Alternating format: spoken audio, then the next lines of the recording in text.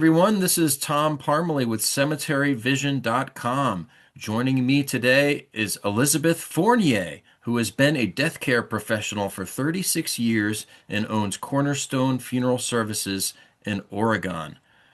While she does not own or manage a cemetery, I thought she'd be a great person to interview because she's been a passionate advocate for green burial for many years, and she has a unique perspective on cemetery operations. Thanks so much for joining me, Elizabeth. You're welcome. And throw in the boring organ. That just makes it so much more sparkly. First, I'm glad you brought up Oregon again. If I understand correctly, it's a bit of an interesting state in that it allows families to act as their own funeral directors. So I was curious, tell me a little bit about your background. Are you a licensed funeral director? And how did you get into the whole death care space in the first place? Well, I have this story that some people have. As a small child, I was really impacted, and that's where everything really came together for me. I had a mother who passed away, and my grandparents lived in the same house, and they passed away within a span of about 2 years. So a lot of death happening as a child. And then in the neighborhood or in the schoolyard, what have you, I ended up being that person people would come to if grandma was dying or the hamster died or they needed to bury their cat in the garden. They needed somebody to officiate the service. I was very serious about all this. And as time went on, I think probably about age 13, I knew somehow getting into the death care field, I figured all there was to do was be a funeral director. I wasn't aware of the whole sphere we have now for this. So that really started my interest. When I was going on to college, told my father I really would like to go to mortuary college. And he said, my darling, that's so specific. You're really going to change your mind. This is a phase. So I went on, and while I was getting my bachelor's degree, I lived in a cemetery and I was the night keeper. And I thought, well, I made it out of there alive. So when I graduated, I said, okay, I've now completed this degree and I still want to be a mortician. So here we are. Okay, that's it's funny how many people I run into whose friends have that reaction when they first express an interest in funeral service and they say, "Oh, it's a phase," and many people end up doing it for years and years. Um, let's focus a little bit about on cemeteries. It's so fascinating that you actually lived at a cemetery for a while. But you are also the author of the Green Burial Guidebook, Everything You Need to Plan an Affordable, Environmentally Friendly Burial, which you published in 2018. Tell me a little bit about that book, maybe some of the interesting or surprising things that you learned as you set about writing it. So that was my third book, and it was fascinating because the first one was about blind dating. All men are cremated equal. My 77 blind dates. I was a marriage-minded mortician in my 30s, had 77 blind dates in a year.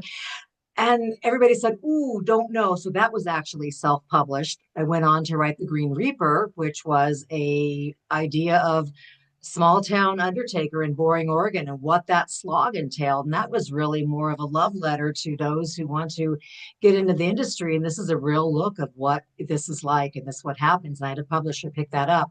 With the Green Burial Guidebook, the beauty and the blessing of that was a publisher came to me this time. They said, we realize there's articles out there and there's information on your website. And do you think you can compile this together and do something? So it was wonderful to have somebody recognize that, hey, even in the space of popularity and what we're doing and in the zeitgeist, this is a real topic. And this isn't just some avant garde thing that only a few people think about.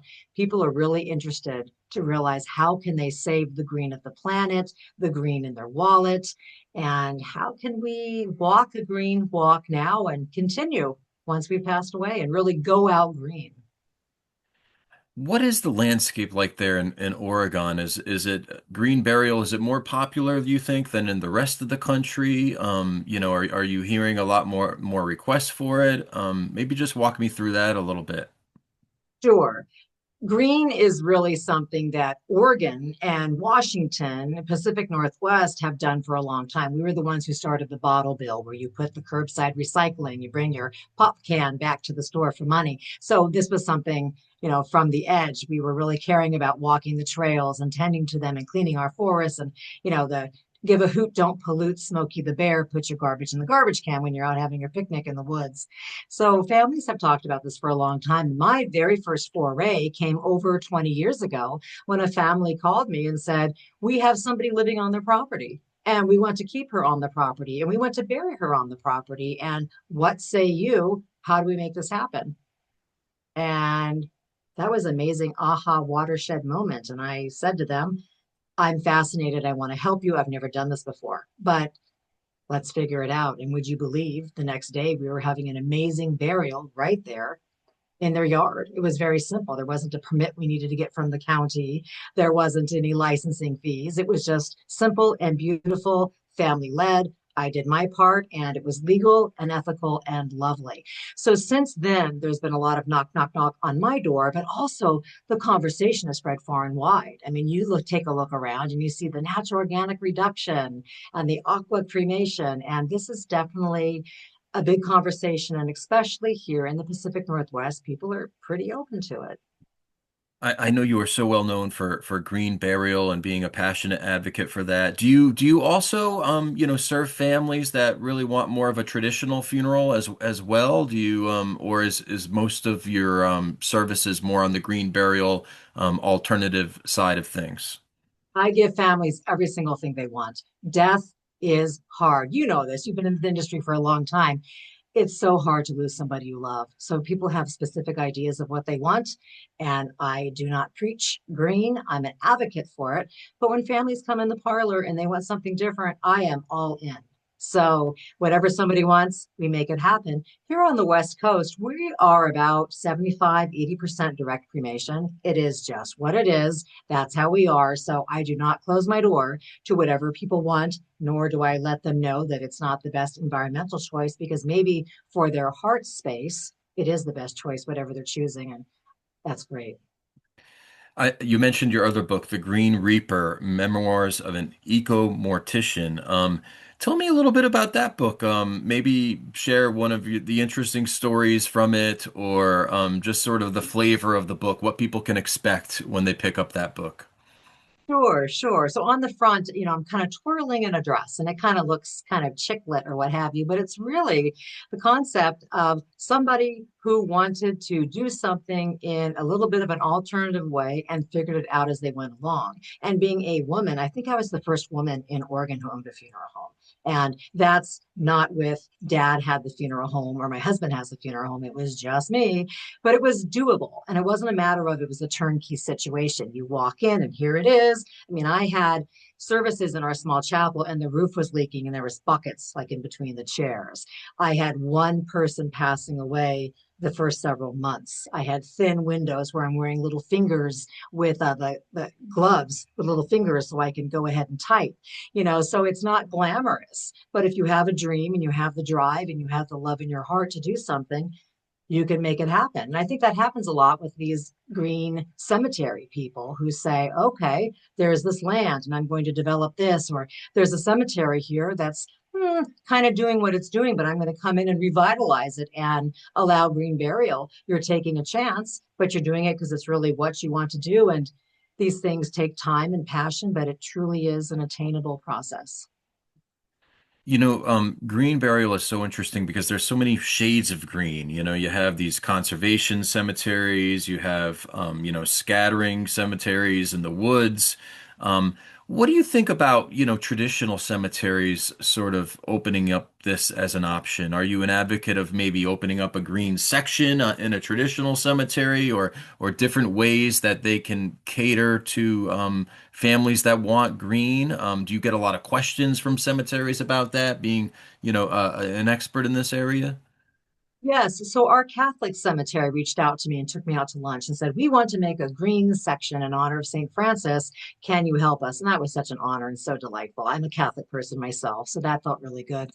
Um, but I think that you don't have to recreate the wheel. There's so much land out there. And so when a traditional cemetery says, yeah, let's develop this area that maybe we wouldn't have a great time putting grave liners in, or we wouldn't really be able to sell at the same profit because it's not even land, whatever it is, it might be a little bit more on a slope or in this area that we have blackberry bushes, why not? Why not see what happens? I think that's a great idea. There's a cemetery here in Portland that I can think of. It's a very large cemetery where a lot of the pioneers from Portland live.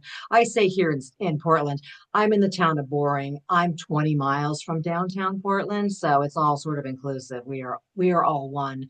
That cemetery allows green burial in most spaces. Of course, there's a couple areas that won't work, but they really have opened up the park and said, if you want to do this, we can probably find a place. And it's kind of neat to think there's an upright, amazing marker, and here can be somebody with green. So they're really trying to make that work, and they've been very successful. It's actually Riverview Cemetery in Portland, if people want to take a look at that and see the model and see what they're doing. They've done a great job at that. So it's workable. It really is. Another new option is natural organic reduction, also sometimes called human composting. Um, what has been your involvement in this area? Is there a way maybe for traditional cemeteries to get involved and embrace the option? I'm just sort of curious about your experience with this because it's fairly new.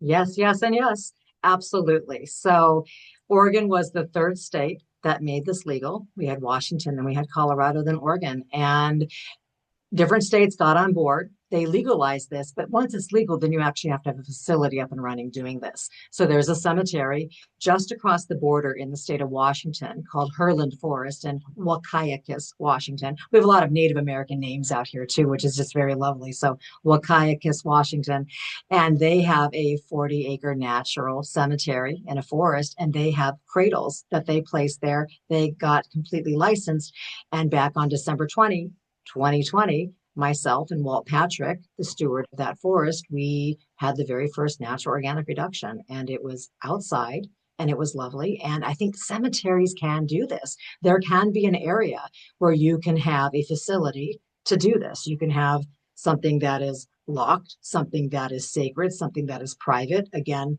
legal and ethical. That's what I always stress to people. Check in with your funeral bureau or your mortuary board, find out the specs, the regulations, and this is something that is attainable. These people up there at that forest, they built it themselves out of wood. They made it happen. They put it together.